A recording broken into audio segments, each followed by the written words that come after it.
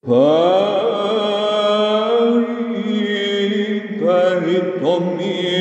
εν σαρκή, ο εκ παντρόφ ανευτομής δε κερρεσαίος, αφράστος δεχθείς ο λόγος, και ως Θεός εκ Θεού, εν αντρεπτομένον την θεότητη, διό κατά νόμον, ο υπερνόμον γεννόμενος, κατάρας νόμου, εκλυτρούμενους απάντας και την ανώθεν ευλογίαν δε δωρείτε.